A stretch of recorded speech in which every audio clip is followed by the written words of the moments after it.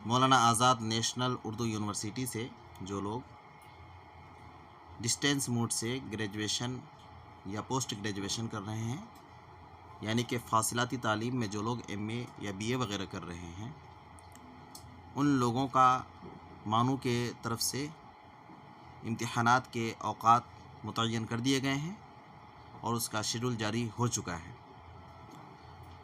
अब हम तमाम लोग जान रहे हैं कि जब इम्तिहानात के लिए जाते हैं तो वहाँ पर एडमिट कार्ड की ज़रूरत पड़ती है। तो आइए आज हम आसानी के साथ समझते हैं कि हम अपने एडमिट कार्ड को कैसे डाउनलोड करेंगे।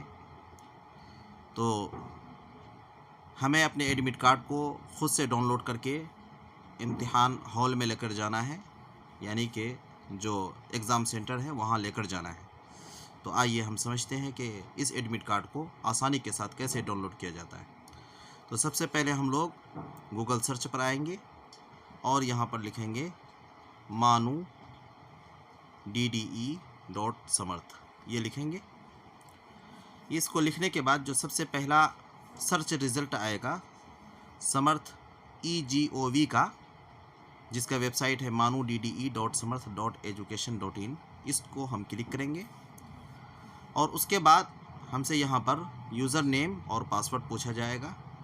तो हम यूज़र नेम में यहाँ पर अपना इनरोलमेंट नंबर डालेंगे। देखिए यहाँ पर लिखा हुआ इनरोलमेंट नंबर, तो हम इसको डालेंगे। उसके बाद पासवर्ड, जो भी आपका पासवर्ड है, जो मानू की तरफ से अगर आपको मिला था, अगर वही पासवर्ड है या आपने कुछ चेंज किया है तो वो पासवर्ड है। तो जो भी आपका पासवर्ड, आप उस पासवर्ड को डालेंगे और अगर उसको भी भूल चुके हैं तो आप रीसेट पासवर्ड यहाँ से करेंगे। तो आपका जो भी पासवर्ड है आप उसको डालें, उसके बाद आप यहाँ से लॉगिन कर दें। उसके बाद देखेंगे कि आपका यहाँ पर इस वेबसाइट का होम पेज खुल चुका है। आप यहाँ पर मानू पर मेनू बटन पर क्लिक करेंगे और उसके बाद यहाँ पर एक ऑप्शन है सबसे नीचे में एग्ज़ामिनेशन का, आप इसको क्लिक करेंगे और जब यहाँ पे एग्ज़ामिनेशन को क्लिक करेंगे तो यहाँ पर एक ऑप्शन आएगा हॉल एडमिट कार्ड का, आप इसको क्लिक करेंगे। तो उसके बाद देखेंगे यहाँ पर थोड़ा सा आपके प्रोग्राम के बारे में और आपके बारे में कुछ जानकारी आपको मिलेंगी। आपका इनरोलमेंट नंबर वगैरह लिखा रहेगा, इसको आप व्यू करेंगे। यहाँ से इसको व्यू करेंगे तो उसके बाद आपका एडमिट कार्ड ओपन हो जाएगा। अब इसको आप प्रिंट जब करेंगे तो यहाँ से जब आप प्रिंट करेंगे तो आप इसको चाहे तो प्रिंट आउट निकाल लें अगर कंप्यूटर वगैरह से हैं या वाईफाई से जुड़े हुए हैं, नहीं तो आप इसको PDF बनाकर अपने मोबाइल वगैरह में रख लें और जहाँ भी जो भी कैफ़े वगैरह है या जहाँ पे भी प्रिंटर हैं वहाँ से आप इसको प्रिंट आउट करवा लें। इस तरह से आप अपने एडमिट कार्ड को डाउनलोड कर सकते हैं।